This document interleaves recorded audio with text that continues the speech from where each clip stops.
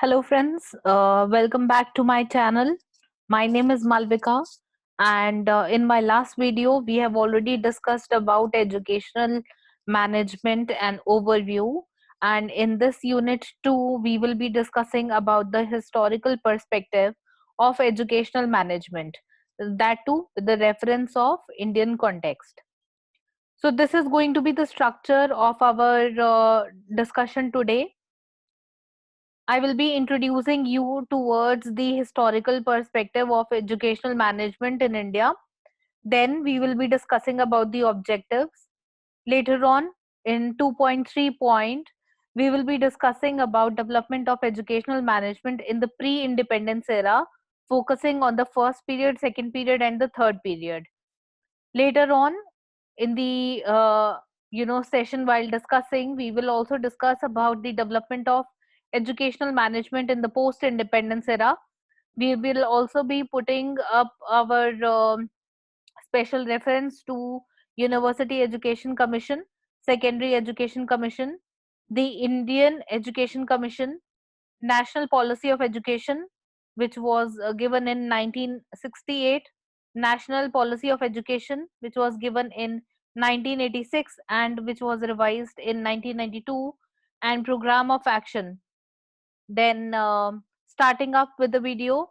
Before starting with the video, I request people who are watching this video, please like, comment down below that what would be the topics that you want me to cover.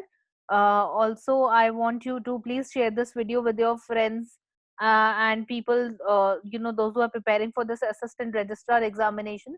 These notes are definitely going to help them for their preparation. So, beginning with the video, let me introduce you towards this subject called as the historical perspective of educational management in the Indian context. Here, as we read that it is written that education has always been one of the major concerns of the states in India. That's true. And in the ancient times, there were a number of centers of learning such as uh, Rishikul, Gurukul, and Pathshala. The patronage of education then was considered one of the most important and sacred duties of the king. Well organized educational institution came into existence with the impact of Buddhist monasteries during the Muslim rule. Maktab and madrasa were set up.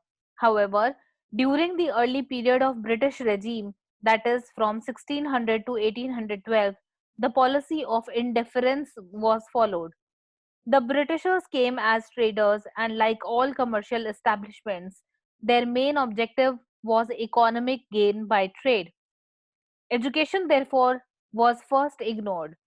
It was only in 1698, when the Charter of East India Company was renewed, that the famous missionary clause was inserted in by the Parliament in London. This clause directed the company to maintain ministers of religion at their factories in India and to maintain schools in their garrisons and bigger factories. This marks at the beginning of the company's educational enterprise in India. However, the East India Company for the first time accepted the state responsibility of education through the Charter Act of 1813. So, one question can be made from this particular point, which is that East India Company for the first time accepted the state responsibility of education through which act? It is Charter Act of 1813. After this, several acts and minutes, dispatches, and commissions had been held during the British regime. However, nothing under the banner of policies was landmarked in the British India. The traditional educational administration handed down from a colonial past is dilatory and time consuming. It is largely oriented towards controlling. After independence, it was felt that a mere qualitative increase in the system will not be able to meet the needs of the new challenges. time has come when it is urgently necessary to the transform the present maintenance educational administration into developmental educational administration, and to make greater use of the modern management techniques which have proved so successful in the business and industry, in defense and military complexes, and in a wide variety of other situations. In this unit, it is an attempt has been made to provide brief historical perspective of educational management from the pre-independence to the present period.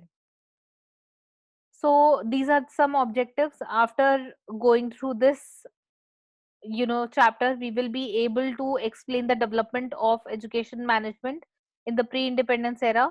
We've already discussed the objective. Moving on to the topic, that is development of educational management in the pre-independence era.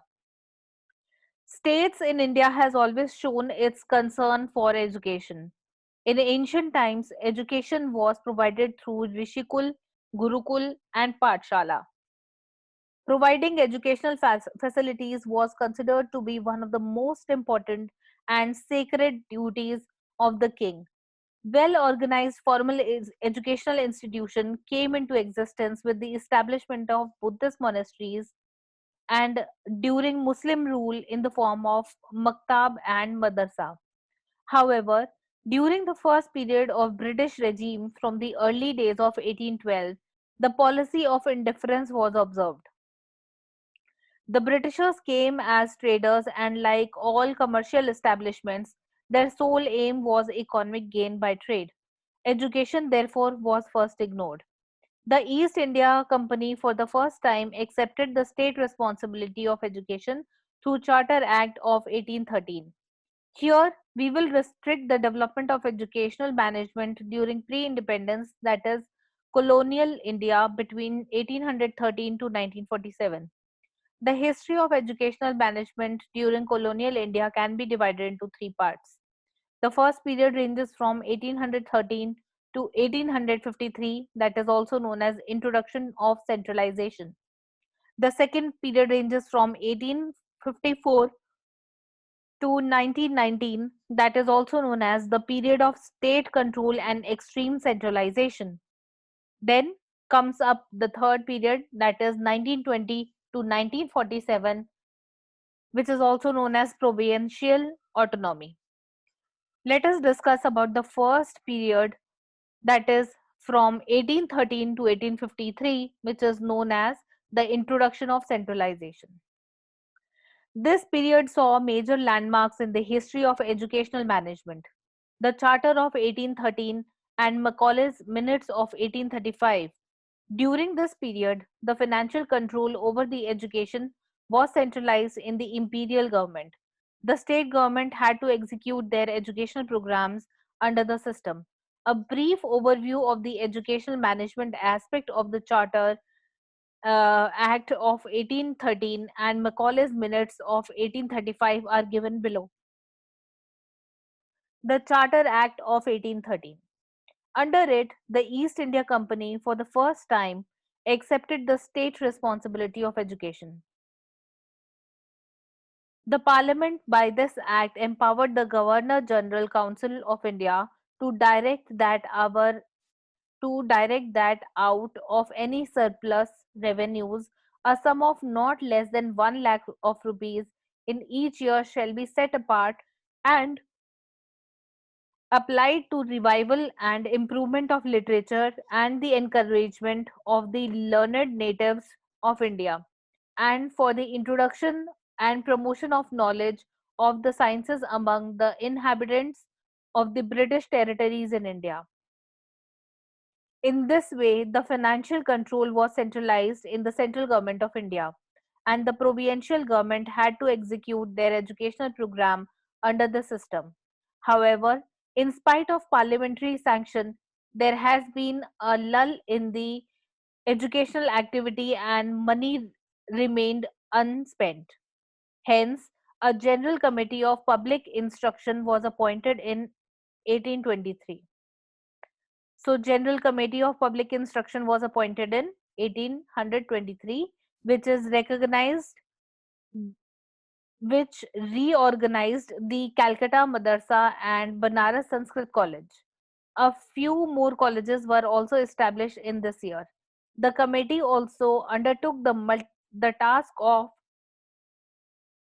publishing Sanskrit and Arabic texts and translations of English books containing useful knowledge into Oriental classic languages.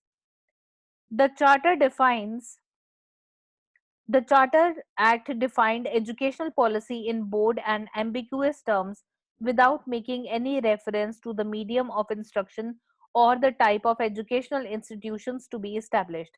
Hence, for years, a controversy raged in the country on the question of direction that this policy should take. There were two schools of thought among the British in this regard. The first school of thought was led by British servants of the company and Indian leaders like Raja Ram Mohan Roy, known as the Anglicists, believed in spreading of Western knowledge through the medium of English. The second school, led mostly by missionaries known as Orientalists, while agreeing with the program of dissemination of Western sciences and knowledge among the Indians, staunchly advocated the encouragement of Sanskrit and Arabic literatures. So this is an important paragraph. We have two thought processes over here which are important.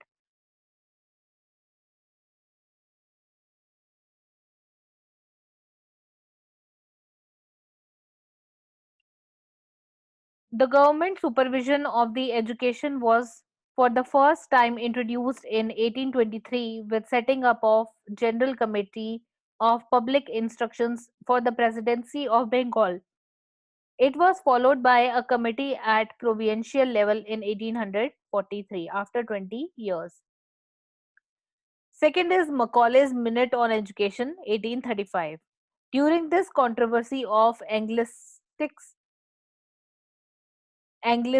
versus Orientalist policies of education, Lord Macaulay was appointed as the President of General Committee on Public Instruction to advise on the implications of the Charter of 1813. Macaulay advocated to abolish Madrasa at Calcutta and Sanskrit College at Banaras and Delhi, as they promoted Brahminical and Arabic learning. He also recommended that he also recommended that if he also recommended that if Banaras and Delhi colleges should be retained, no stipends shall be given to the students studying hence thereafter. The funds should be diverted towards promotion of English language in the Hindu college at Calcutta and other colleges established in the principal sites throughout the presidencies of Fort William and Agra schools. He also advocated stopping printing books of Hindu and Arabic literatures which are of less value than the paper on which they are printed.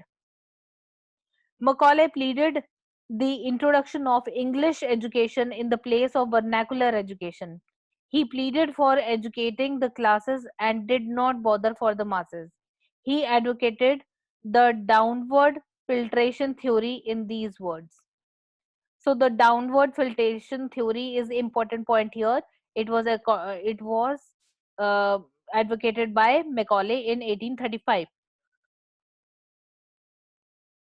If we read what he has written, I feel with them that it is impossible for us without limited means to attempt to educate the body of the people. We must at present do our best to form a class who may be interpreters between us and the millions whom we govern. A class of persons Indian in blood and color, but English in taste, in opinion, in morals and in intellect. To the class, we may leave it to refine the vernacular dialects of the country, to enrich those dialects with the terms of science borrowed from the Western nomenclature, and to render them by degrees fit vehicles for conveying knowledge to the great mass of the population. Excerpted from Mohapatra 2003, page number 60. So, this is what he has written. and this is something which is known as downward filtration theory. While examining the claim of various languages as medium of instruction, the mother tongue and Oriental Classic language or English, Macaulay observed that a single shelf of a good European library was worth the whole native literature of India and Arabia. Macaulay further argued that it was the duty of the England to teach Indians what was good for their health and not what was palatable to their taste. The East India Company accepted the minutes. The company, in its resolution in 1835, pleaded to concentrate in developing a few English medium schools for a select class of people and said that it was not its moral responsibility to introduce universal education for the masses. The policy was continued till 1853. So there we understand from where we get the English medium schools and why English is a universal language and why English is paid so much of importance. It is all all the credit goes to Macaulay, and the year is 1835, and in which till the moment the policy was continued was 1853. Moving on to the next uh, topic, that is the second period that lasted from 1854 to 1990, which is also known as the period of state control and extreme centralization. During this period, the government the government of India became keenly alive to the need for an all India policy on education. Wood's dispatch of 1854 is considered to be one of the most important milestones in the development of educational system in the country in this direction. Now let us read about the Wood's dispatch, which was given in 1854. With the renewal of the Charter of East India Company in 1853, the need for defining the educational policy had become apparent. Sir Charles Wood Educational Dispatch in 1854 is one of the most important events in shaping the British education policy in India. The dispatch imposed upon the Government of India the duty of creating a comprehensive system of education for the diffusion of practical knowledge, that is art, science, philosophy and literature of Europe, from the primary school to the university, using both English and the vernacular languages. It was indeed a landmark in the history of education in modern India and presented a comprehensive plan for the later development of the educational system in the subcontinent.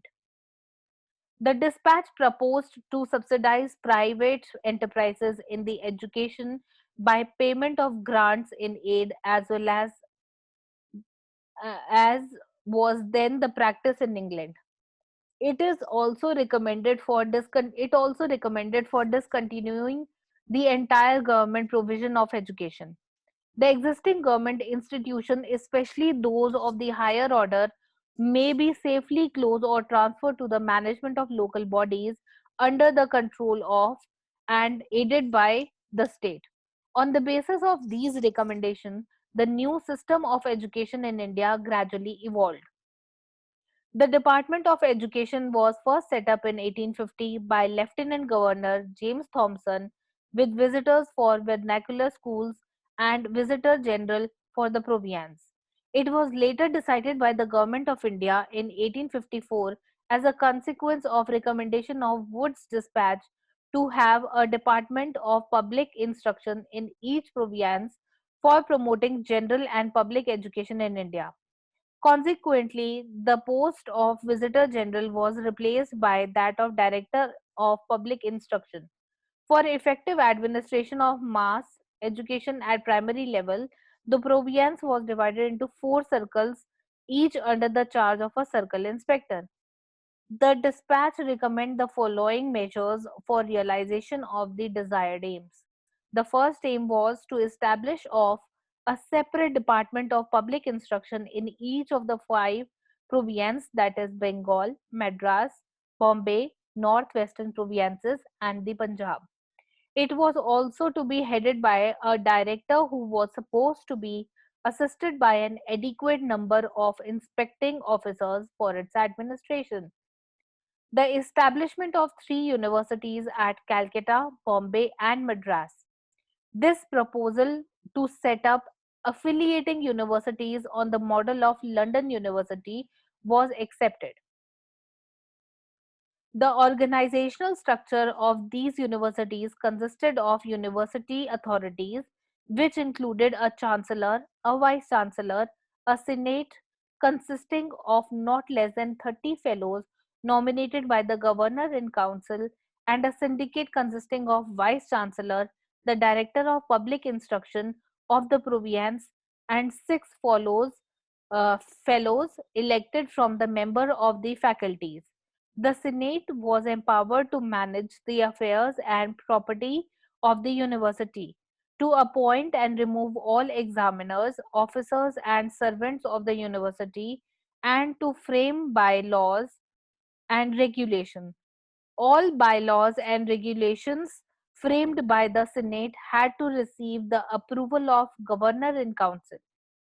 The executive power was vested in syndicate consisting of the vice chancellor and six fellows. The syndicate the syndicate derived its authority from the bylaws of the university, and functions of syndicate were exercised subject to the general control of the Senate. The third point, the establishment of a network of graded schools with the directors had desired to spread all over the country. Point number four, the establishment of its institutes for training of teachers for all the type of schools.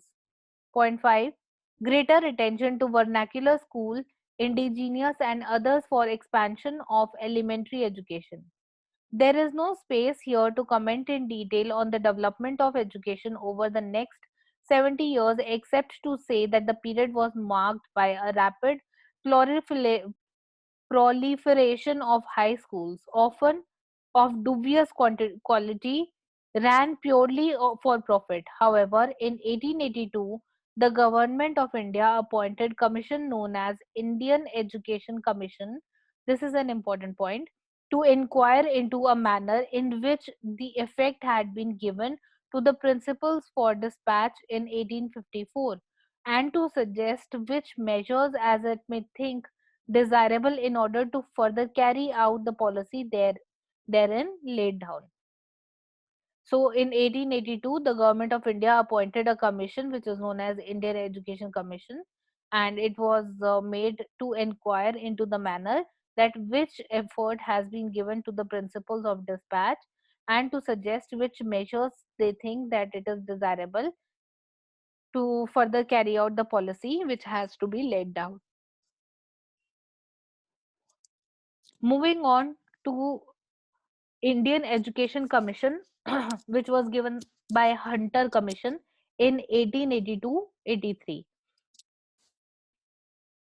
The Indian Education Commission 1882-83, which is also known as Hunter Commission, emphasized that the duty of the government was mainly to provide, extend, and improve elementary education. So, whenever you say the word Hunter Commission, please refer it to as elementary education. It is an important point here. Primary education in rural areas was in accordance with the recommendation of the Commission, passed on to control of district boards under the Local Self-Government Act of 1883. Similarly, with the creation of municipalities, these bodies were entrusted with the primary education in the cities. Government, however, continued to supervise the primary schools and even deputed its officers to distinct board for administering primary education. It also continued to maintain some high schools and other institutions for higher education as model, and exercise control over non-governmental institutions through inspections, examinations, recognitions, and grants in aid at secondary and higher levels. During the period from 1902 to 1921, qualitative improvements were also initiated in curricula, textbooks, examination, and teacher training. It also advocated, among other things, the gradual withdrawal of the state from the direct support of management of institution of higher education. So this is also an important point. It can come as an MCQ. Gradual withdrawal of the state from the direct support and management of the institution for the higher education. Some of the major recommendations of the IEC, Indian Education Commission, related to education management were: in encouragement to indigenous education; second, primary education declared as a part of whole system of public instruction; at least one model school may be established in such district and where they may be required in the interest of the people themselves with the grant and aid. The rate of aid to each college will be determined by the strength of the staff, the expenditure on its maintenance, the efficiency of the institution, and the wants of the locality. Institution under private managers cannot be successful until and unless they are frankly accepted as an essential part of the general scheme of education.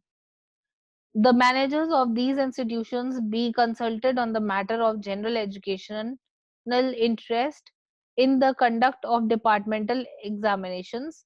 Managers of non-government school should be associated with the officers of the department as far as possible. Grants in aid rules should be advised by the local government in consultation with the managers of school. A periodically increasing provision should be made in the educational budget of each province for the expansion of aided institutions.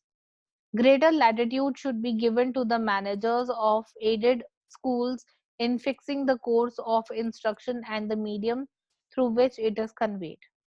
Point number 9. Indians having the necessary qualification should be employed as inspectors of the school more commonly than in past.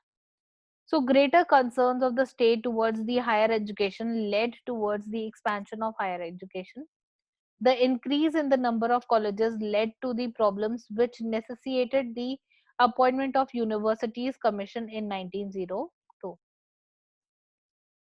Indian Universities Commission 1902. The main aim of the Indian Universities Commission 1902 was to inquire into the condition and prospect of the universities established in British India. It was mainly to consider and report upon any proposals which have been or may have been made for improving their constitutional and working, and to recommend such measures as may tend to elevate the standards of university teaching and to promote the advancement of learning. The main recommendations of the commissions were: the legal powers of the older universities should be enlarged so that all the universities may be recognized as teaching bodies, but the local limits of each university should be more accurately defined. The Senate, the syndicate, and the faculties have to be recognized and made more representative than before. There should be properly constituted managing committee for each college. Besides managing the college concerned, the managing committee should also appoint competent teachers and pay attention towards the discipline, construction of buildings, hostel, etc. Affiliated colleges should be strictly supervised by the universities.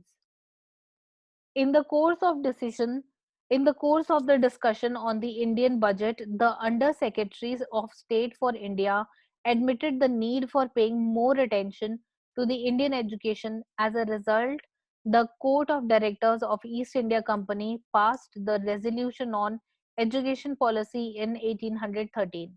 The British Parliament agreed to this effect when when the Charter Act was revised in the same year.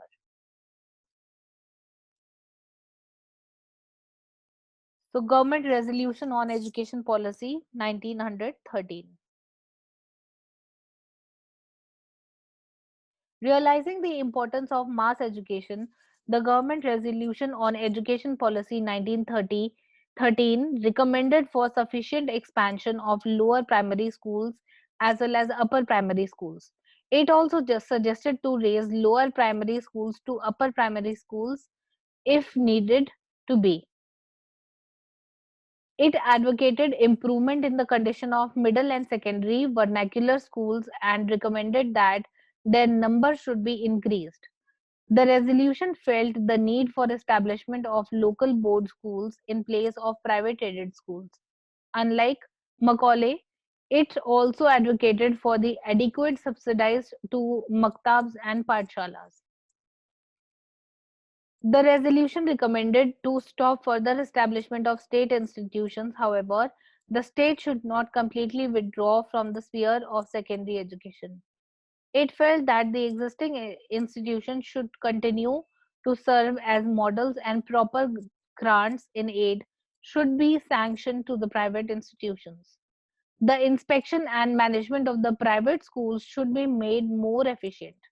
The resolution was very much concerned about the salary of the teachers and advocated for the salary of the teachers not to be less than 12,000 rupees per month. Again, there should be rupees 12 per month. Again, there should be provision for increment in salary, pension, and provident fund. The teacher student ratio should range from 1 is to 30 and to 1 is to 40.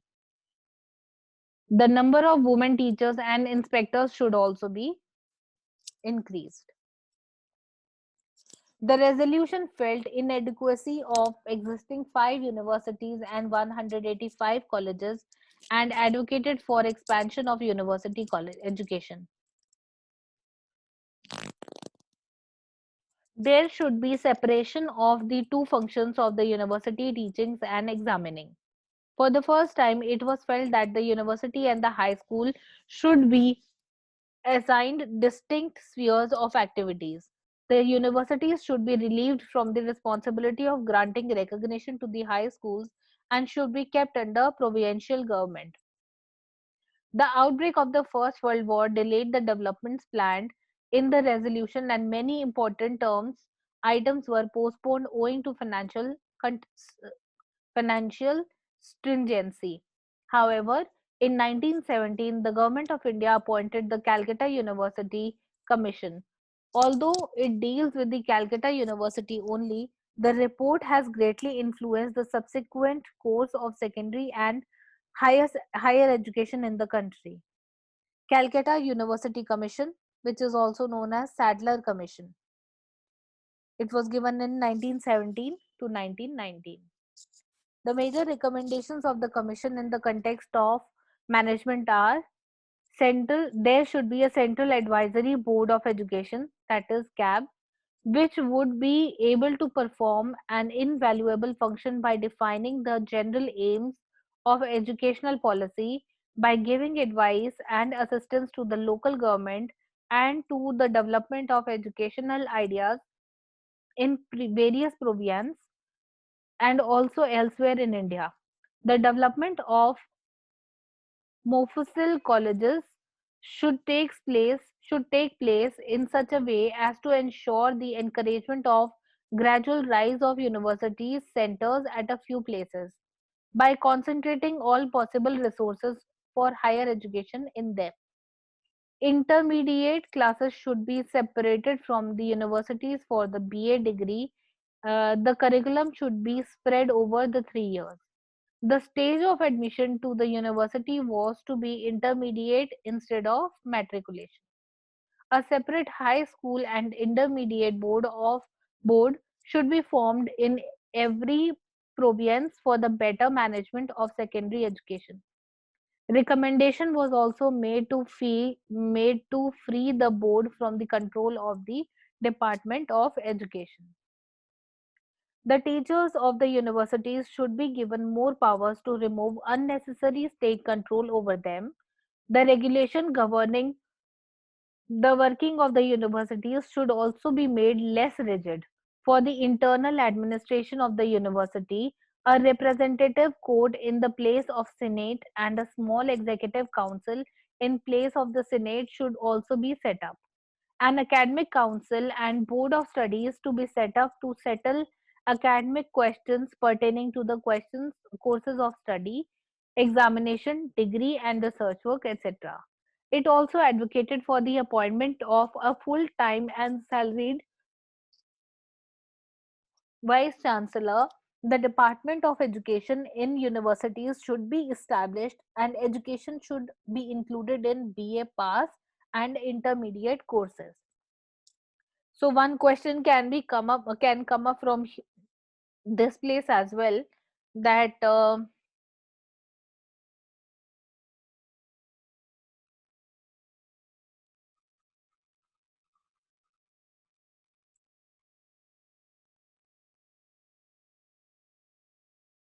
right. So academic council and board of studies were first introduced by Calcutta University Commission, which is also known as Sadler Commission, and it will be given by it will be done under the supervision of Central Advisory Board of Education in 18 in 1917 to 1919. Then comes up the third period, which is 1920 to 1947, a provincial autonomy.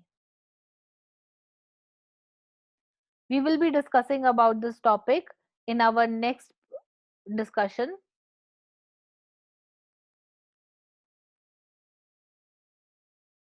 If you like my video, please turn the black thumb blue, and please comment on the comment section below and let me know what all further changes you require in the video, and how I can help you up. So thanks for watching my video. Do not forget to subscribe my channel. Have a good day.